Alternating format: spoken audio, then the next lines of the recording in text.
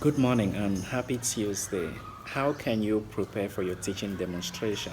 The thought of having a teaching demonstration can be quite scary for beginning teachers, but knowing what exactly you've got to do on that day will help to boost your confidence level. Here are a few tips you can consider in order to get ready for your teaching demonstration. Keep watching to learn more.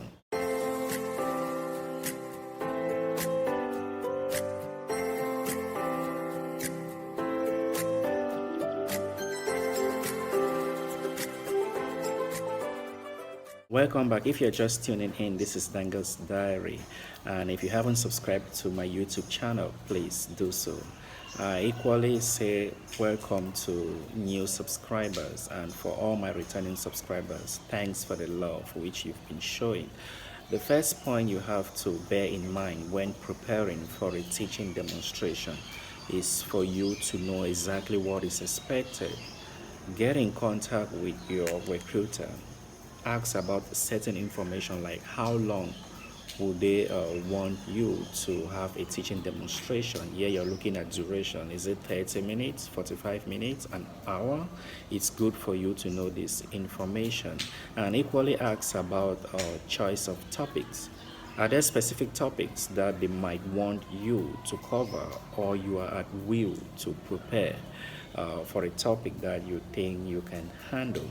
This information is quite good because it will help you to plan and know exactly what is expected of you. The second point you have to consider when preparing for a teaching demonstration is materials. You have to equally talk to your potential recruiter or employer about teaching materials as far as the classroom is concerned. Know what the classroom setup is. Do they have TV, projectors, computers that you can use? Or is it just a traditional classroom with a whiteboard and chalk? You have to know this information because it will help you to plan out your lesson, and having a clear picture of what your classroom setting is will help you to equally plan on the type of activities that you like to do as far as the lesson is concerned. The third point you have to equally consider when planning for a teaching demonstration is duration. You wouldn't want a situation where you get into the classroom and you end up using more than the time that was allocated to you. Likewise, you wouldn't want to end your lesson too soon without maximizing the time that was given to you. You've got to maintain balance and try to stick to the lesson objective. Do not focus on how well you are doing during your teaching demonstration. Rather, focus on your audience. In this case, it could be students or maybe staff in that school that you intend to work. Try to see if they are following up and try to make sure your teaching is in line with the lesson objectives. And the fourth point you have to bear in mind when planning for a teaching demonstration is for you to know the level of students or volunteers that you will be teaching. It's good to know their level of English and the age range. This information will help you plan a proper lesson that goes in line with the age and English level of this group of persons. Ask, do not be shy. Let your potential employer tells you exactly whom you expect to see on that day, and probably how big this group is in terms of numbers. Is it 10, 20, or 30 participants? This will help you to plan your lesson properly. The last point you have to bear in mind is for you to expect the worst. Never believe that everything will go according to plan. No, always have a plan B. In this case, since you're dealing with a lesson, I'll advise you prepare two lessons.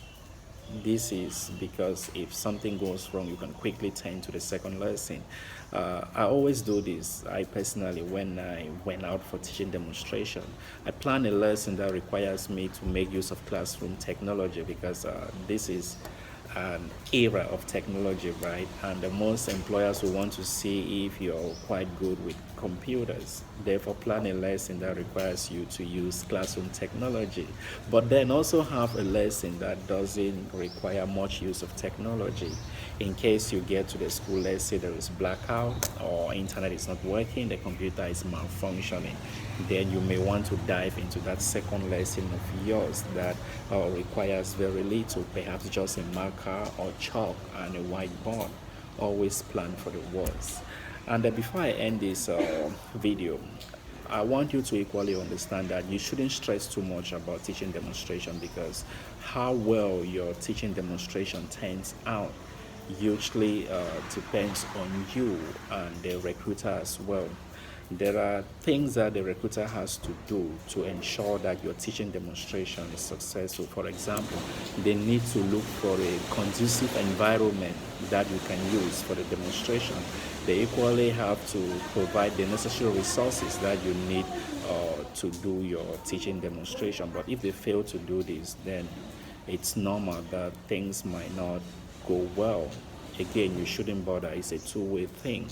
However, here in Thailand, Thai context, it may be funny, but the reality is some employers do not pay much attention to your teaching approach or how well you can handle the subject matter. What they want to see is your physical appearance, if you're good looking, beautiful, and your level of confidence as far as dealing with people is concerned. Dress well, and hopefully in your next teaching demonstration things will go well. I hope these few points helps you. Until then, see you next time. Bye.